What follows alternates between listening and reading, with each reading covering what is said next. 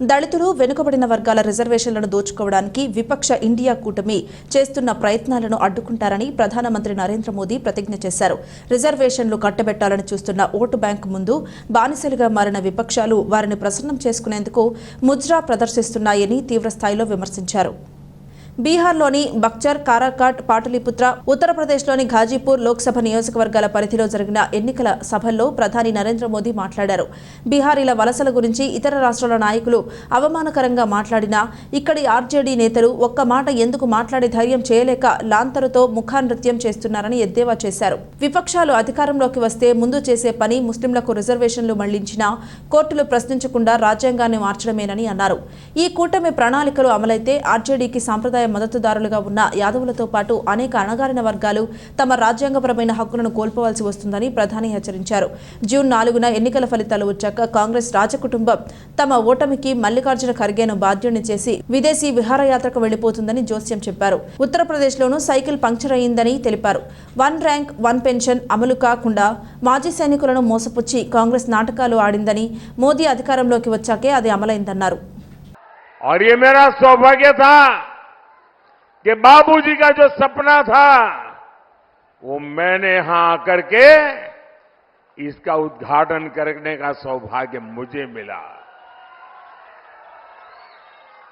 साथियों, काम लटकाने और हक मारने में तो कांग्रेस को महारत हासिल है।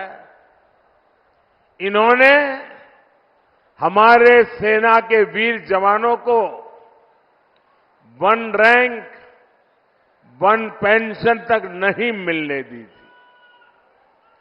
1 रैंक 1 पेंशन तब लागू हुई जब मोदी आया और कांग्रेस ने हमारे सेना के जवानों के साथ उनकी तपस्या का कैसे मखौल उड़ाया था, उनकी आंखों में कैसे धूल झोंकी थी। गांव, गरीब, किसान, मजदूर, दलित, वंचित वो जीवन की छोटी छोटी जरूरतों के लिए जूझते रहे। मोदी ने जो काम किए उनसे गरीब का जीवन बदला। सिर्फ 10 साल में 25 करोड़ लोग गरीबी से बाहर निकले हैं। ये कैसे हुआ? 25 करोड़ लोग 10 साल में गरीबी से बाहर निकले, कैसे हुआ? मैं आपसे पूछना चाहता हूं, कैसे हुआ? ये मोदी के कारण नहीं, ये आपके एक वोट की ताकत है जिसके कारण 25 करोड़ लोग गरीबी से बाहर निकले। आपके वोट ने मोदी को मजबूत बनाया और मोदी की योजनाओं ने गरीब को सशक्त बना दिया। और इसलिए आपके इस बेटे ने तय किया कि अब गरीब को बीमारी में इलाज की जिम्मेदारी मोदी उठाएगा। आज आयुष्मान योजना करोड़ों परिवारों को मुसीबत में अनेक प्रकार की सुविधाएं देता है। और भाइयों बहनों, मैंने एक और गारंटी लेकर के आया हूं। अब मैंने तय किया है कि आपके परिवार में जो 70 साल से ऊपर की आयु के बुजुर्ग हैं, और आजकल हर परिवार में पिता, माता, दादा, दादी, नाना, नानी, काका, काकी ऐसे बुजुर्ग होते ही होते हैं। और 70 साल के बाद एक आध बीमारी तो आ ही जाती है, दवाई का खर्चा भी हो जाता है। और जो बेटा बेटी कमाते हैं उनके सामने एक तरफ खुद के बच्चों को आगे बढ़ाने का काम रहता है, रोजमर्रा की जिंदगी चलानी होती है, और ऊपर से अपने परिवार के बुजुर्गों को संभालना होता है, लेकिन बीमारी आ जाए तो पूरा ध्यान बीमारी में लग जाता है।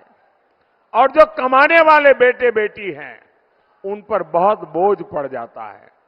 तो मोदी ने गारंटी दी है, अब किसी कमाने वाले बेटे बेटी पर ये बोझ मैं नहीं पड़ने दूंगा। आपके परिवार के 70 साल से ऊपर के लोगों का बीमारी में इलाज, इसकी जिम्मेवारी अब मोदी उठाएगा। ये इंडी गठबंधन वाली जितनी पार्टियां हैं ना, उन सब में कुछ अवगुण कॉमन है, उनकी पहचान है।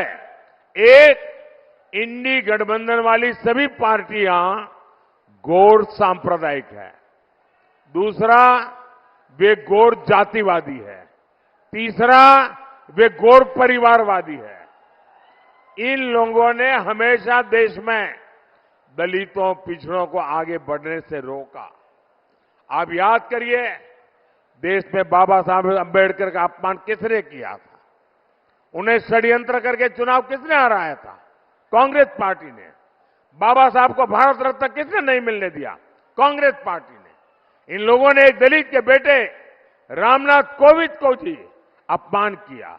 एक आदिवासी महिला को राष्ट्रपति चुनाव हराने के लिए पूरा इंडी गठबंधन इकट्ठा हो गया।